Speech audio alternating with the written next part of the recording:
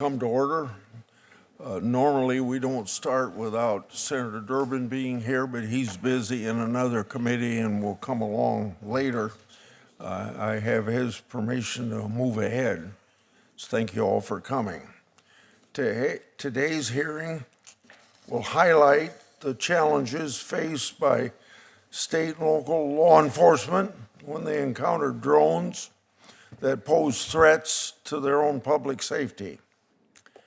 In 2018, most of us serving on this committee, including this senator and ranking member Durbin, voted to grant advanced counter unmanned aircraft system authority to the Departments of Justice and Homeland Security for public safety functions.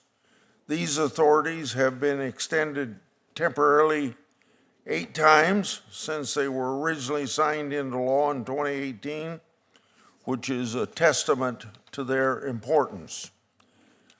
The counter-drone authorities granted to Department of Justice and Department of Homeland Security in 2018 left state and local law enforcement out of this framework, but the threats that local law enforcement faces are very much the same. As the threat of dangerous drone use continues to expand and evolve, Congress must find a way to equip law enforcement with the vital tools while serving civil liberties. These principles are not incompatible. Notably, the drone industry itself has been asking for clear rules and responsibly deployed counter-drone authorities by state and local law enforcement for several years now. Safer skies are better for everyone, including even amateur drone hobbyists. Over the years, Congress has heard a lot from federal government on this issue, but today we're going to hear from our state law enforcement officials telling us their part of the story. The law enforcement professionals here today have unique perspectives on some of the most pressing challenges when it comes to criminal use of drones.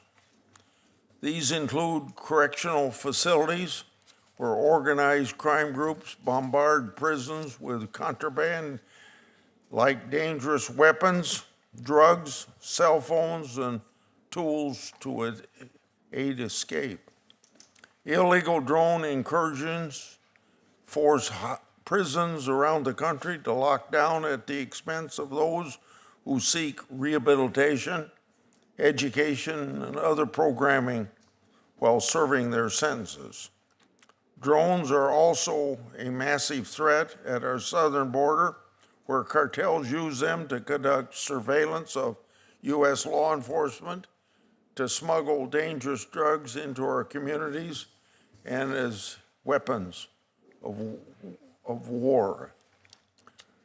We can't wait until a creative criminal or terrorist succeeds in mass casualty attacks before Congress acts. An ounce of prevention is worth a pound of cure, and federal law enforcement can't be everywhere all at once. But expanded law enforcement authorities must come to oversight and accountability. Our witnesses today will tell you and our committee that they're not afraid of oversight or accountability. They're already taking oaths to defend the Constitution as well as their committees. I will play a 1-minute video displaying some of the creative and disturbing ways that criminals use drones.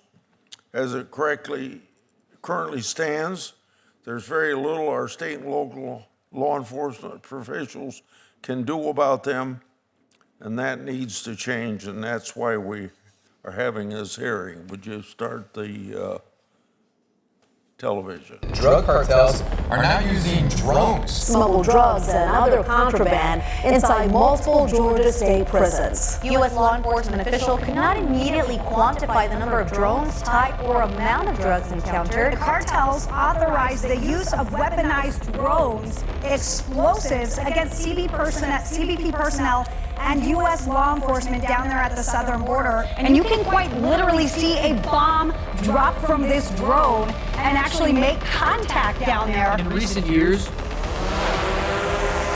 drones have become a popular method of dropping contraband into prisons. They've seen drones operated by Mexican drug cartels that are observing U.S. military personnel along the border. They can move 5 to 10 kilos of drugs across the border. So they are warning now that they might be using these weaponized drones against U.S. personnel on this side. So definitely cause for concern there.